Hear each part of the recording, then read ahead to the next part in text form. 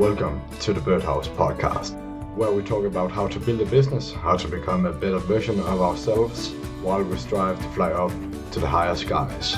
My name is Alexander Guller, the CEO of the Birdhouse Agency, and I'm your host for this podcast. Welcome to the Birdhouse.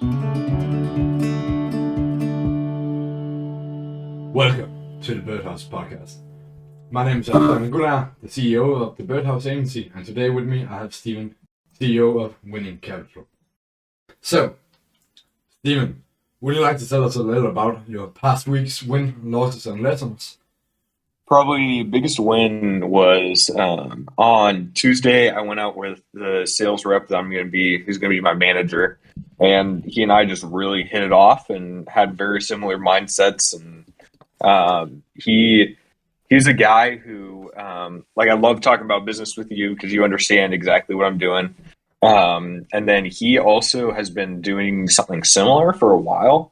So it's been good to pick somebody's brain who's been in the field for like 20 years doing basically what we're doing.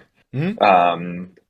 Even though it's in a different industry, it's pretty much the exact same base business model. And so it was really nice to connect with him and just go around and see how he sells and talks and all of that. And probably the biggest loss was failing the test again. So I got to take it again. Oh, sorry about that. The third time is the charm. Take it again. The third time is the charm. The third time is the charm. Really hope so. I really hope so. And it was just weird about I studied materials and did worse on the part that I studied for, even though on the practice test I was doing amazing. And so I don't know if it's just my eidetic memory with the certain test of not actually understanding the material, but just understanding the question about repeating the test or what. So got to figure that out. But biggest lesson, trying to think. I don't really know, just because I've had a lot of, just because of the holiday weekend, and other than the test, I didn't really fail too much. I guess the biggest lesson is just finding support around you that understands what you're doing. I think that's along with my biggest win of just realizing that I've needed that for a while, because I've just been a lone wolf in pretty much every field that I've been going into. Whether that was my IT manager or starting my own business, just being a lone wolf in that field. Yeah, well, I definitely know the feeling about being the lone wolf. I'm really hoping that you get the test this time. Me too. And you also talked about you went from two failures in the first one and to 12, so that's kind of a big jump. So yeah. The material seems to change a bit in some way. Yeah, in some way or another. So for me, I think the last week it's been quite a normal week. I can't say normal, but it's not been up with many big ups and downs. I think one of the biggest wins I've had is realizing that if I want to do it, I really can do it. And there's a lot of things that if I tried to do it and I actually set a timer for it, I could do it. And do you know what Parkinson's law is? Not off the top of my head. All right. Well, the Parkinson's law dictates is the amount of time you set out for a type of work, that amount it takes. So let's say you have to write an essay in 5 hours. You give yourself 5 hours, it takes 5 hours. If you give yourself 2 hours, it only takes 2 hours. And some of the problems I've ran into with my time is when I'm training. A lot of the times I spend 2 hours to 2.5 hours training, and I kind of want to cut that down to 1.5 because it takes a lot of time, especially when I've trained 5 times a week. So instead of saying I can spend 2.5 to 3 hours on it, I'll cut it down to 1 hour, 1.5 hours to 2 hours instead of, and that's, I think it's quite good to do it. So Yeah. definitely like manage your time and be quite optimistic with your time. Mhm. Well, it's definitely one of my lessons for the past week. I can't say I had a big loss. Uh, uh, mm, yeah, it's been quite fun. I didn't meet my goal as much as I wanted to, but last week I talked about I wanted to implement a new system in my business so that I get more clear results on what I need to improve. And Mhm. I've been working on it, and I haven't fully implemented it yet. But I Have think you taken steps towards that goal? sorry, yeah, oh yeah, definitely, You think so? If you take steps towards that goal, I think that to me is a completed or goal in progress, even if it takes an extra week to yeah, do. yeah. Because It especially changing your lifestyle is a huge it really is, undertaking. yeah. And also like the past few weekends I had to go to different events, and for the first time in like about half a year, I have a Saturday free this Saturday. So I'm really Uh, looking forward to that. um, getting some more work done and not dealing with family matters and stuff like that. So I'm really looking forward to that. I'm also looking forward to the Christmas and so on. yeah, But yeah, understandable. yeah, I have progressed for that goal. I think I'm getting a bit more clear on how to set it up because Yeah, I started off with an idea of how to do it, and one of the things is I want to do it so I have like a more weekly overview of it. Because right now I have like just a long list of clients and leads and so on instead of I can't say a long list of clients, but like all my spreadsheets are quite long and so on. Um, hmm so instead of having that, I want to like spread it out and get a more clear overview. As yeah, yeah, so that's definitely my thing, and my goal is definitely implementing it and getting it done, because yeah, into yeah, we don't get paid for working towards. We get paid for done. exactly. Um, so, what do you think is your biggest obstacle in doing that? I have my hypothesis for you, but Mm, I want to hear from you first. my biggest obstacle. So, why haven't you done that other than time? Other than time, Because lack of discipline. you, yeah. So the biggest hurdle is yourself. Yeah. Is Oh yeah. that what I'm hearing? Yeah. Yeah. It What, is. before we hopped on the call, I knew exactly what you were going to say with that. Yeah. Well. But I Yeah. think, yeah, I think the biggest thing in life for mindset is getting yourself out of your own way. Oh yeah. Because you, like for me, I just so I've told you this before. I don't know if I told the podcast this, but I've hated school. I hate studying. I hate taking tests because most of the time I don't see the purpose for it. But whenever it becomes important, like with my licensing exam, it's hard for me to be able to do it because I've just disliked the school system because I just didn't see a point in it. Hmm? Everything I learned in high school, I already knew before going in. Yeah. I learned very few things from teachers, but the main thing is just how to think through problems. That was the only thing I learned from one teacher.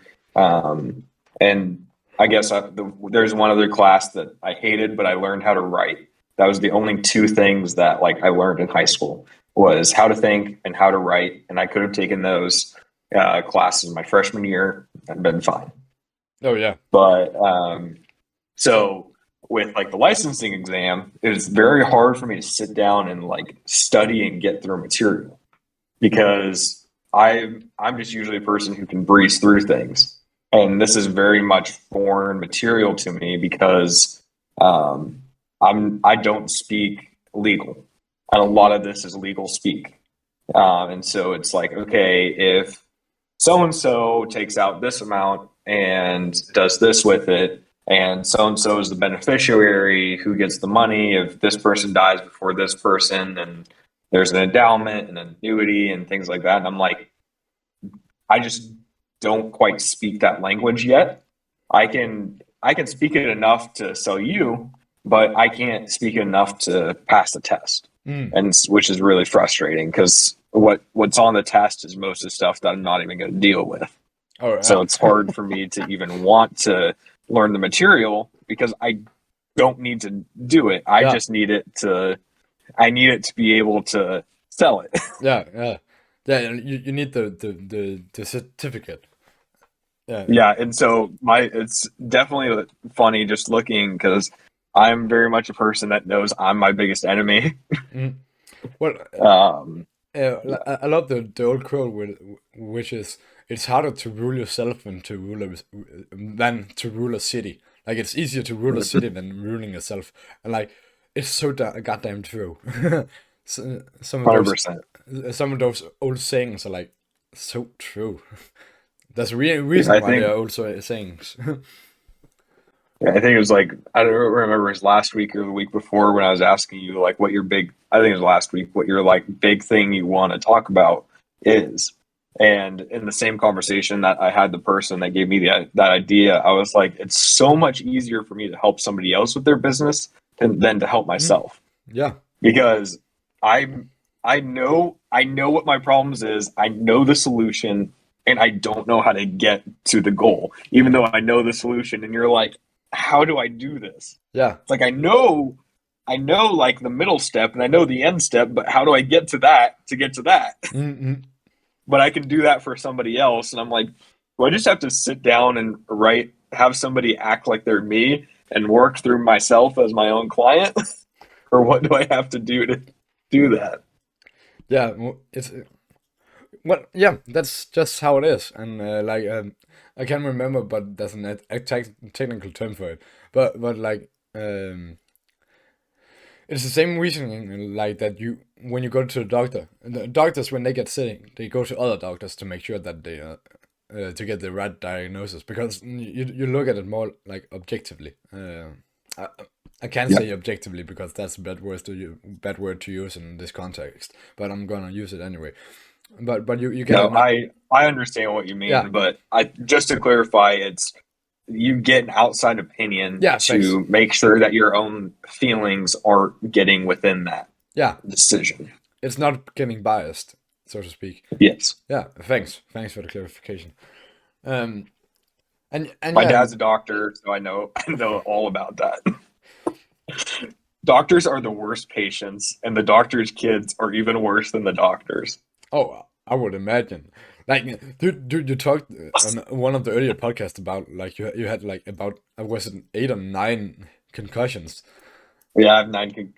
I'm at 9 concussions right now. I can't even remember how many concussions I have. The last concussion made me forget it. that like the only reason like my mind is where it is today is because that was the only injury I actually took care of. The rest of my body is screwed, but somehow I took care of my mind enough to keep it where it is. Well, that's kind of important. It's kind of important both things, but I'm glad that your mind isn't degenerating.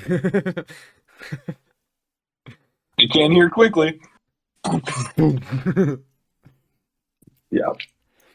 But actually, like the last few weeks, I've seen and heard a little more studies about how to increase longevity, like the amount of time that we live.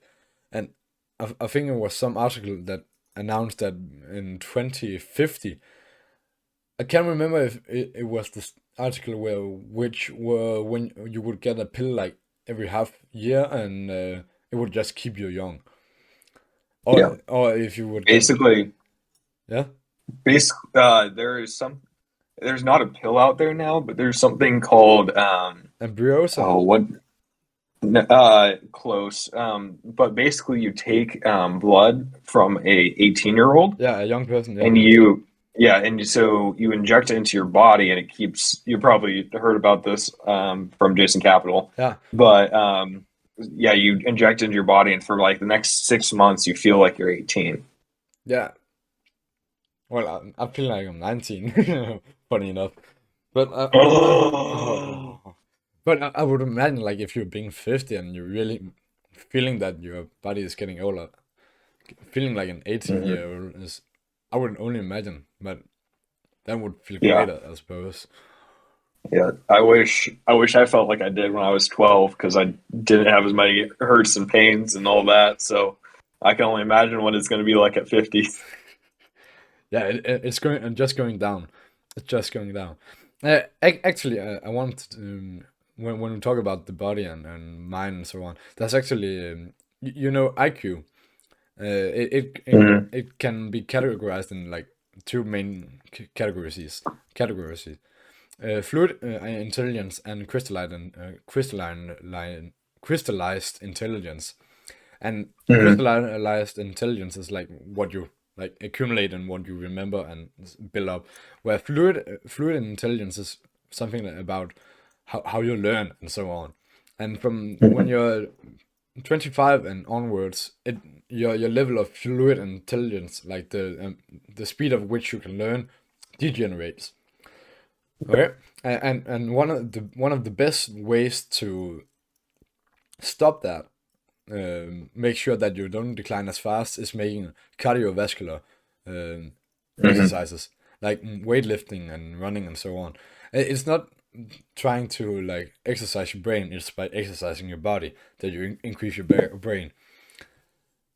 So that's like I love that. I love that Yeah. science article. It's so cool. Do So you do you understand why it starts decreasing at 25? no. So do you know that the brain fully develops by age 23 to 25? Yeah. So as soon as your brain fully develops, you stop learning how to learn. Hmm. And so because until your brain fully develops and is not completely set, but stops like shifting chemicals and all of that, you are a lot more set in your ways. So before that, you have a lot more willingness to learn. And after that, your brain is like, I don't want to change. And so it doesn't. Because you'll notice if you take a 28-year-old and a 23-year-old or even a 21-year-old that there's a huge difference in personality, even if they're in the same job. The Hmm. 21-year-old is usually going to want to learn, get to the next step. The 28-year-old is usually a lot more happy with where they are because they don't want to change. Hmm. And so that's why the like fluid part of your brain stops, but the accumulation and the crystalline keeps growing because everything's still there. You just slowly add on to that. Yeah, exactly. I just think that's kind of fun to think about, Yeah. because you need to get like a strong body and a strong mind, and also have a good mind and body connection as well. Yeah. And one of the reasons why you want to do that is because your body is what tells you when things are wrong. Like you can feel it Hmm. emotionally, and you can tell it, and it tells you in your gut, and so on. So you really want to maximize its effort and so on. So that's quite cool. That's just a fun Yeah. fact I wanted to put in here. Yeah. I know I'm definitely working on slowly building back up to being able to run a couple miles and all of that. But I can only like walk certain distances now. Like, yes, I can run physically, but it's not good for my body Hmm. because I don't know if you've heard it, like with like your joints and all of that. As soon as your joints start hurting, that's when you know you're overexerting yourself. When your muscles hurt, you're doing great, Yeah. but as soon as your joints hurt, that means you need to step it back. Okay. Yeah. And a lot of my joints, like with my dislocated ankle, when I dislocated my elbow, with my back, with my awful knees. I know I'm an 80-year-old, but like a lot of that is as soon as I start running, it's not my muscles that hurt, it's my joints. Hmm. And so I can only like for my healing process right now, I can only walk. Like I can't even do like rollerblading because it hurts my joints.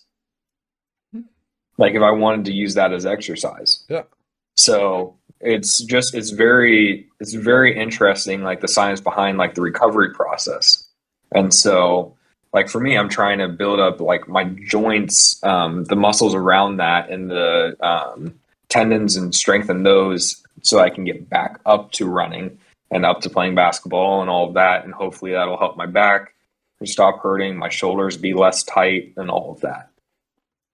Hmm. Okay. Well, how long are you in the process?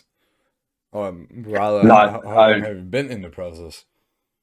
probably last 6 months I've been trying to build it up, but It it's take not been a quick process. Wow, it takes so long. Oh, Or it takes long because of where my body's at. okay. Because my body's been shot for a while, and I've just ignored it for so long that I have to basically retrain myself on how to do things because because one, especially with my back, I have to retrain my hips how to properly walk because Okay.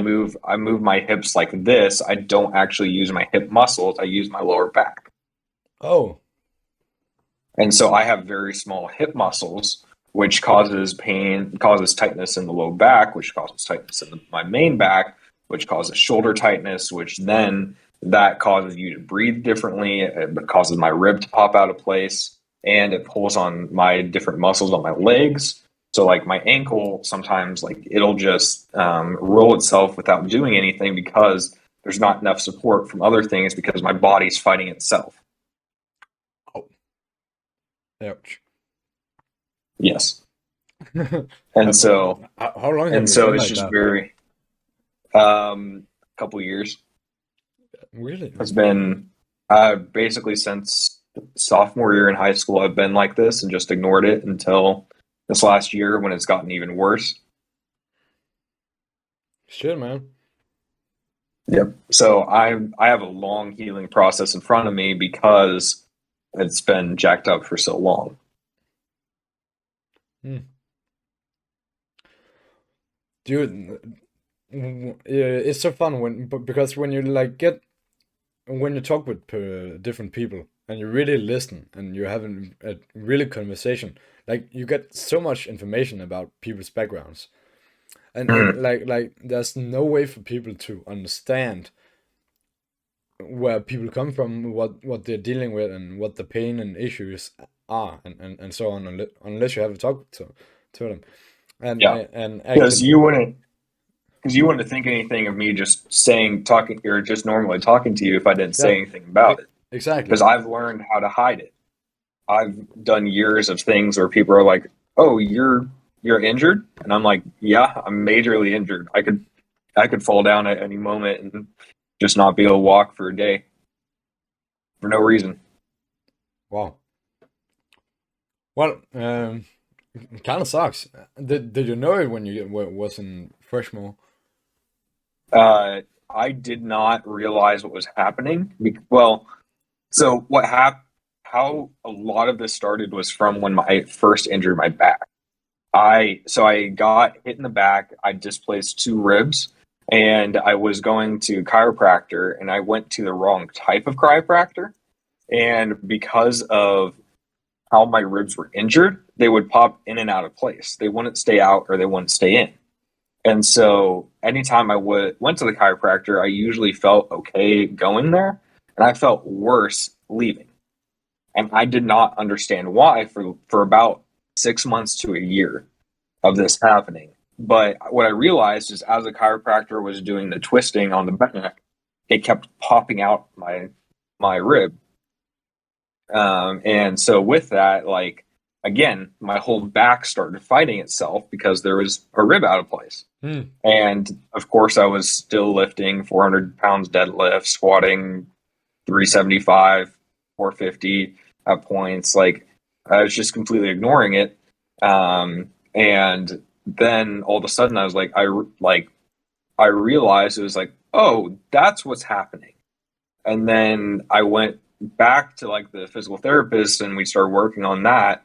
And as we were trying to fix that, the rest of my body like kind of caught up with it, and it was just this weird mix of like, okay, your hips are broken, your abs are now not engaging, your hips are not engaging again, your upper back isn't working, and trying to chase where where it was, and it never got.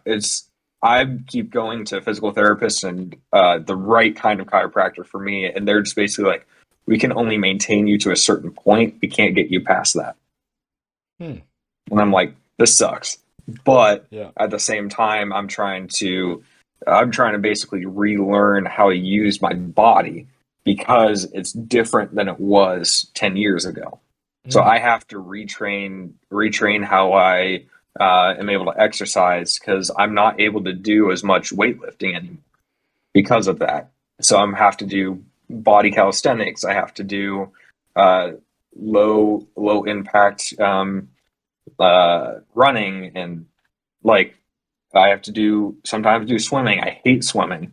I need to get into it because that puts less pressure on my joints.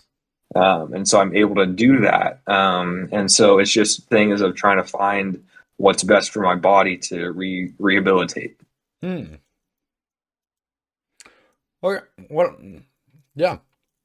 Well, sucks. I can't Yeah. really say much. Like, I'm sorry for you, mate, and hope it works out, and good luck with it.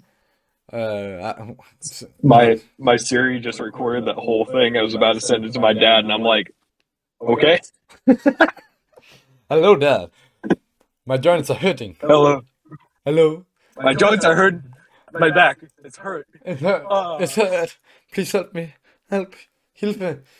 Oh, you don't know that. That's German for helping. Hilfe. That's funny. Yeah, I took German for a year. I barely know how to count numbers, and that's it. 1, 2, I know 3, how to 4, say 5, hello. 6, 7, 8, 9, 10, Yep. 12, 13, 14, 15, 16, 18, 19, 20. Ja, und It's definitely a tongue twister. ja, ik kan, ja, that's it. Yeah. That's the only thing. That's the only thing I remember is about 1 to 20, and that's it. And then everything else, I'm like, Guten Morgen, Guten Morgen. and that's it. I think like numbers I got I'm pretty good at numbers, the German numbers. Yeah, I know numbers from a bunch of different languages, and that's all I memorized from them. I don't know why. That's the only thing that stuck in my head. So at one point I knew, because I know Spanish, English, German numbers. I used to know French numbers as well, but Uno, I dos, don't tres, remember cuatro. them. 1, 2, 3, 4, 5, 6, 7, 8, Yeah. and so on and so forth. I can 5 and so on. Like I can 1, 2, 3, 4. And I think it's Yeah. because of music. But well, Anyway, well, I can see that we have to finish the podcast. So yep. just to finish it, I think the biggest part about listening to you and so on is also, I think, about one of the quotes I love from Gary Vee is judge the judger. So like don't, and what it comes out from is don't think too much about what other people think about you, and whenever Exactly. and whenever other people judge you or judge other people, like judge that person. Like how much do they know about that person, the first person's background? Like how much do they know? How much do they understand? Do you know? Is it the first time he does it, or is this? Is it the 10th time or the Yep. 1000th time, and so on? So like Yeah. you can always know what people struggle with and have to fight Yep. with in their lives. There's a lot of different struggles. So Yeah. One thing to add on that before we wrap up is yeah. I heard somebody say, or somebody says, okay, as they watch people do mistakes, and they're like, I do not judge the person on like the first mistake I see them do. I judge them if it's a repeated pattern. Yeah.